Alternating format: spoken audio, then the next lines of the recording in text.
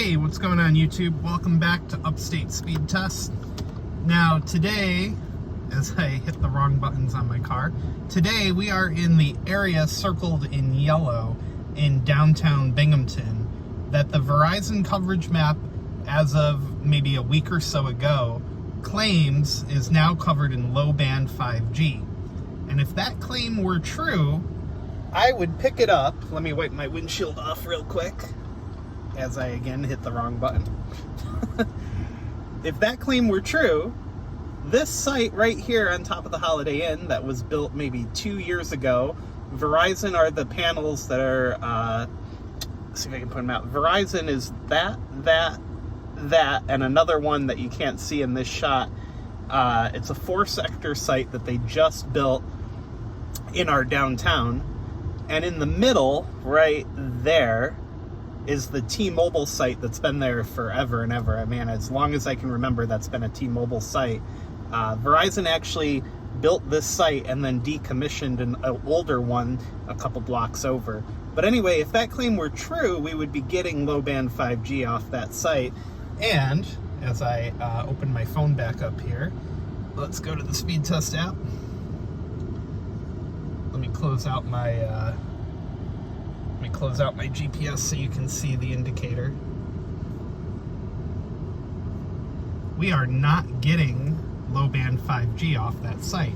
So I don't know if the coverage map was just updated too early or updated incorrectly, but there is no low band 5G coming from that site. Now, low band 5G is in this little area right here off of a newly built cell tower that I just did a video on.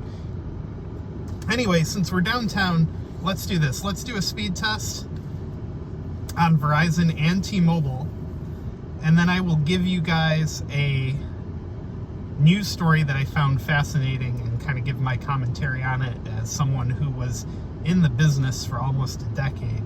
So here's Verizon running on LTE. President Biden interrupting our speed test. Tell them to get the FAA and FCC to play nice. All right, so there's Verizon low band, or Verizon LTE rather.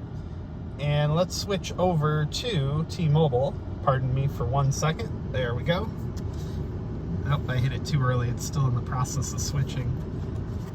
All right, that should do it. So of course, T-Mobile with N41 blanketing the area. Not sure what's up with that ping time. That's not very good.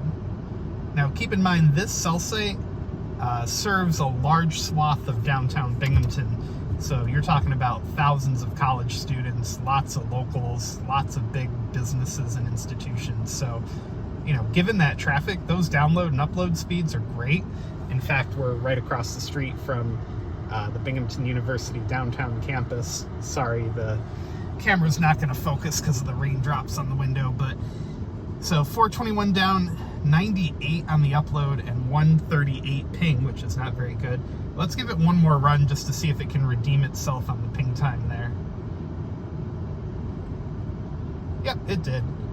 Sometimes the modem on these phones takes like up to 2 minutes to fully gather its bearings, I would say, occasionally.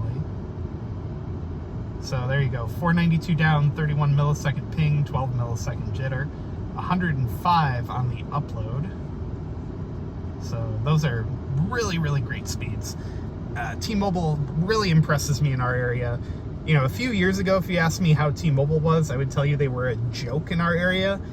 For a long time in the early 2010s, they only had 3G or 4G coverage in most of the core of the area, and everything else was edge. So they've come such a long way.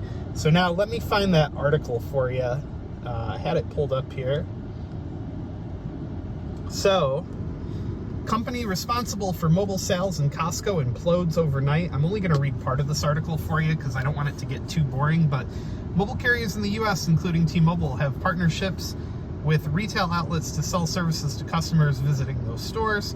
T-Mobile made a big deal about expanding to national retail back in September of 2021. Unfortunately, it looks like the company responsible for mobile sales in Costco, called Wireless Advocates, has shut down without notice. According to the post on Reddit, Wireless Advocates LLC has completely and suddenly ceased all business operations as of today, December 5th. Costco was apparently blindsided by the news, finding out along with the employees that the partnership was ending due to the company shutdown. Wireless Advocates gave no warning to any employees, opting to hold a conference call earlier today informing them of the news. Most employees were not even informed of the conference call, however, and found out about their layoff when they arrived at work. Employees then received an email informing them of their separation from the company. A copy of that email, as well as a page from the linked frequently asked questions, is embedded below. So this article was from TMR, the T-Mobile Report. And again, I did see some of those posts over on Reddit.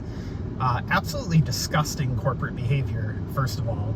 Somebody in that company had to have known that they were about to go under or were close to it at least a few weeks in advance. I just can't believe that. And I also feel like, again, I'm not a lawyer, but I feel like that may also violate the law in a lot of places. You can't just have employees show up the same day and be like, oops, sorry, we're done. There's laws like warn notices where you have to give people some advance notice at least. That story was also covered by Jeff Moore.